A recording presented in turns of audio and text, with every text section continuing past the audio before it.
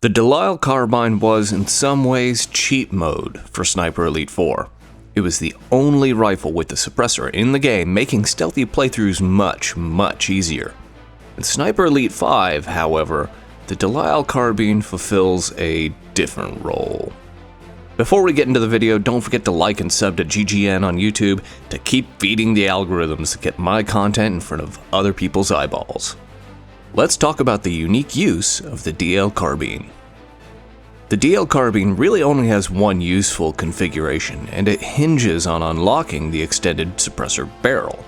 With this addition, you get a damage of 89, with a paltry muzzle velocity of 320 meters per second.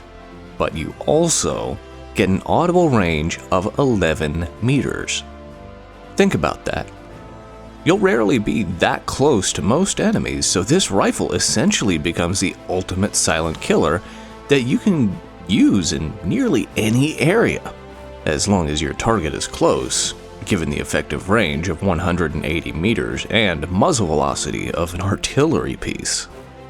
If you're expecting a long-range silent killer, you'd have the wrong expectations. The DL Carbine in Sniper Elite 5 is actually more like a well rod with a scope and longer range, and that's how you should treat it. The damage, rounds per minute, and audible range are all comparable between the well rod and the DL Carbine, with the rifle edging out over the pistol in most cases, where it matters at least. Additionally, kitting it out with a bayonet makes this great for quick melee attacks, allowing you to avoid the obnoxious behavior of bouncing off your enemies as you try to melee each other at the same time. Taking long-range shots is possible, but exceptionally challenging, especially if you play on authentic difficulty.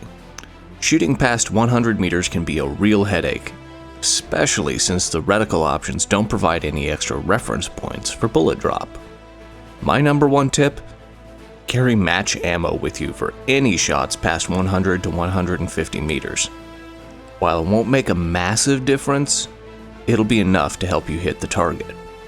After all, what do you need subsonic ammo for with this quiet little rifle? In fact, this rifle, much like its real-world counterpart, shoots 45 caliber rounds, which is already subsonic in most use cases. If you found this information useful, check out ghostgamer.news for all my other guide content, which can be even more detailed than my videos. That's it, Ghosts. Stay safe and have fun.